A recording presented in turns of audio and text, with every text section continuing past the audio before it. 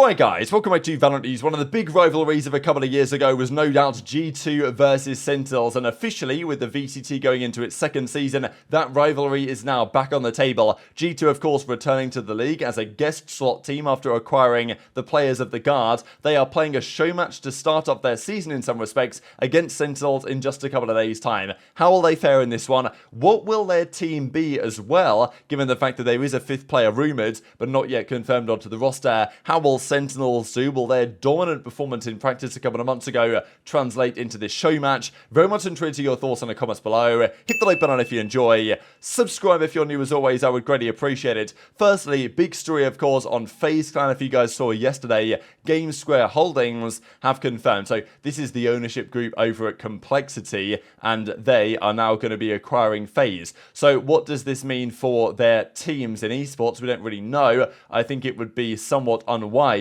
to sign, well, to let's say buy FaZe and then not to use the FaZe branding. Like, I imagine they will maintain the FaZe branding for their esports operations, but you know, who knows? Maybe they just want it for the content stuff. We'll see. But yeah, FaZe have been an absolute shambles, no doubt, and to be fair, their VALORANT program has not exactly yielded massive results either, so we'll see what their plan is there going forward. But definitely relevant to the discussion over there in Tier 2, and big Tier 2 updates that were actually coming down yesterday as well, that we'll dive into now. This is apparently the VCT China logo, so there you go. If you absolutely could not wait to see what it was going to look like, then there you have it. But this is the big update on challenges, the roadmap for next season. Next year, 2024, is stacked for challenges, and this is way better than it was last year as far as I'm concerned.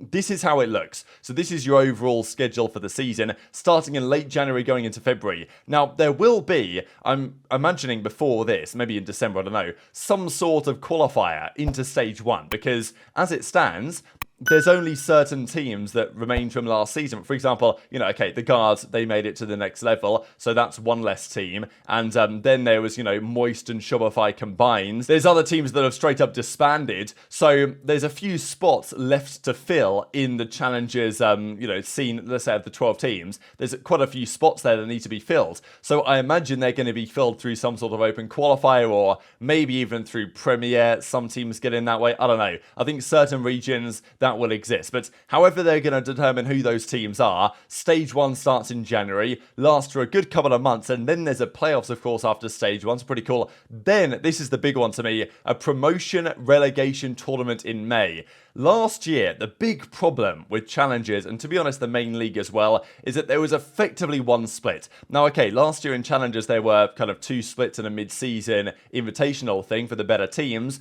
but the teams that are in at the start were the teams that are in kind of at the end of the season, and that was a big issue because if you didn't qualify through the open qualifiers in January, your season was basically done. You were just hoping that some other team would sign you. Like, that was your only way in. Like, you know, you just have to hope that you could prove to be good enough in Tier 3 that a Tier 2 team would pick you up off your roster, which isn't really what you want to see. In an ideal world, the worst teams in Stage 1 have to fight for their, you know, survival, and teams that are further down, even in Premier, let's say, or certainly, you know, other rosters in the open qualifiers, can actually have another chance to qualify. There's something else to play for if you don't get in initially, which is good. Then there's Stage 2, then there's a longer playoffs, it seems. Then, of course, the worst teams go to another promo relegation tournament, which happened at the end of this season. You know, DSG got demoted, for example, and, you know, therefore, there will be replacements there. But as we've said, right, with the Guard disappearing and G2 going to Tier 1, and then, you know, Moist and Shopify, there's other spots up for grabs. So after that, there's then Ascension in September to determine which teams around the world, 4 teams of course it will be from the 4 respective regions now, qualified to the next level.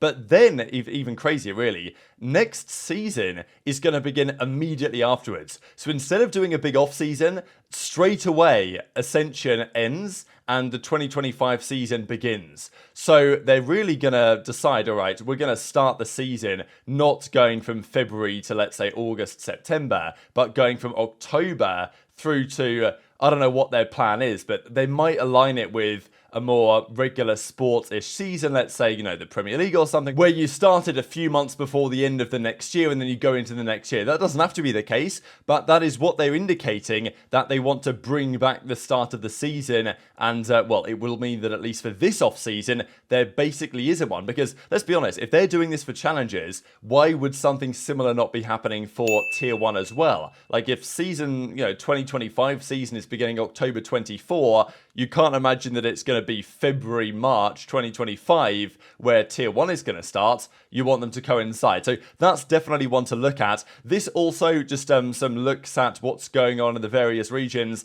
The issue is with VALORANT and really Riot in general is that there's just lots of regions to consider, and that's a problem. And as Bodog actually says, that sure, some regions will have an open qualifier and there's various things going on, but in EMEA, they haven't really clarified on this, right? Like, is Premier going to be a thing? Like, okay, the VRCs are still going to be a thing, like the regional cups and stuff, the regional leagues, but yeah, not exactly clear what their plan is over there. Now, speaking of an EMEA team, this is Fnatic. We saw after the World Championship, Mini, right, who was their coach, decided that he preferred not to be grinding, watching VOD all day, every day for the rest of his life, and thought, you know what, this is a good time to try to step into a different role. Now, they were talking with him about potentially saying, right, we'll bring in a new kind of head coach and you can step down to be the assistant coach, Mini, and maybe that'll work. And I think he was open to that idea. But after further evaluations, they've decided that that's not going to work. So I don't know whether that's Mini, on him, or whether that's on the team that have decided this.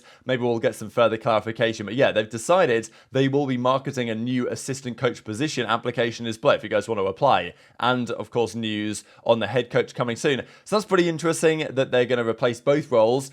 Could be something that could slip up their momentum possibly next season. We don't really know, but Mini was definitely an important part of why that team did well. So, with him gone, maybe there's a chance that Fnatic take a slight step back in performance when next season officially begins. Quickly on ISO, there was a gameplay trailer actually that dropped yesterday. We've pretty much seen what ISO does at the moment, but yeah, definitely a character that I think will be really good in ranked. I think there's no doubt about it. But in competitive play, how viable is he? I don't know. I think the general perception is that in a double duelist situation, he can definitely be a good candidate. But as a single duelist, because he doesn't really have the ability to, get out and get around a corner like Jet can, he's probably going to be used alongside Jet in pro play, I'd imagine, and that might be the way this goes. But let's dive into this G2 thing, right? Because we know full well that G2 Sentinels had a great rivalry back in the day, but last year that didn't happen because G2 weren't accepted into franchising, and there was lots of drama about that. So G2 now say, time to own these frauds in our debut. So this is going to be the first game, really, because I think at the end of the month we're seeing Sentinels play Shopify, isn't it? And actually that might be happening sooner than that. So still, Sentinels are going to play their first game in the near future, as are G2. Now, initially, this graphic actually was like this. They then deleted it, and we could see, okay, Valin, Trent, Net, Jonah P, and we'll get to that. And on the other side, Pancada, Sassy, Zek, and Tens, and Marved. That actually put Marved on here, which is pretty funny. And then they realised, oh, hang on a second, Marved isn't even here anymore, so we need to replace that, put John QT there instead, which is what they did. So that's now all good, and Sentinels say fans have waited 2 years for the rematch, it's finally here. So, these guys will be going hard. This is the thing. A lot of these show matches, the preseason tournaments, there's not a massive reason to try that hard. But when there's actually a rivalry involved, like both G2 and Sentinels are bigging this one up, they will both want to win this game. What I'm hoping is that G2 actually have a roster, and I think they probably will, just because they've not included their coach on this 4. They've just put their 4 players, Valin, Trent, Net, and Jonah P, right? That's all they've done. They haven't said, all right, yeah, Josh Artis is going to be in instead. They've left that blank. So as Jonah P says, 5th is still getting their visa. So I guess we're using our coach, Josh Artis. So that could work, but I kind of doubt that that's what they're going to do. I imagine they're going to try and confirm in the next few days who their 5th is going to be before this game. They've got like 5 days before this this Showmatch begins to actually get that sorted. I guess if they have to, they'll use their coach. But, you know, do they really want to organise a Showmatch with Sentinels and make a big deal out of it to play with their not full-strength team and not even show off their full-strength team? I doubt it.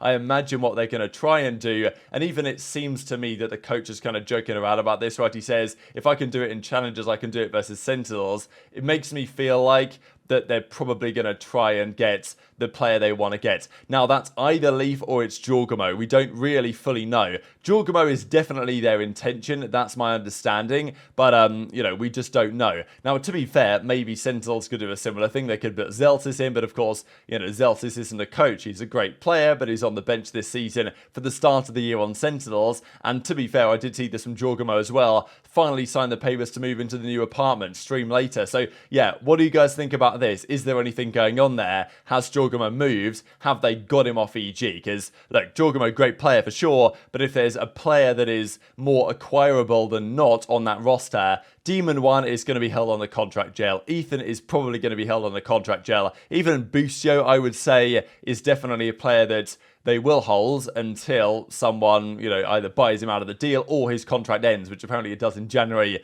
Then 100T could get him for free. Common Jorgamo, probably the two players that EG would be most willing to sell. We know that G2 have money, so, you know, maybe Jorgamo has got that deal done. What does that mean for Leaf as well? That's another one. But, yeah, to me, it feels like, all right, if G2 are going to go for this show match, they must be confident they can actually play with their full roster. Otherwise, what's the point? So, you know, I'm guessing they're going to be able to announce this before that date. If Jorgamo is indeed the man they're looking to get. Maybe I'm wrong. I guess we'll see over time. But nonetheless, it's going to be kind of exciting to see how this goes. Because, you know, the belief was that Gen.G was absolutely frying when he first came into the roster, right? And they were scrimming during the World Championship. And there was all this talk that, well, this team is so built different at the moment. Surely, you know, maybe FNS is doing the dirty work behind the scenes. Not the case. It was Gen.G that was leading the masterclass there. Has that been maintained? They've started scrims a little while ago. Are they going to be in as good of a position as they hope they can be? Are we going to get evidence of that against G2? Because if, you know, one of these two teams comes through and dominates the match, hopefully it's a best of three, you know, but dominates it, then it's going to definitely raise some questions going into the new season. But very much interested in your thoughts on all this stuff in the comment section below. Hit the like button if you enjoyed. Subscribe if you're new. Take care, and I'll see you next time. The Sentinel Starforge PC is nothing short of a technological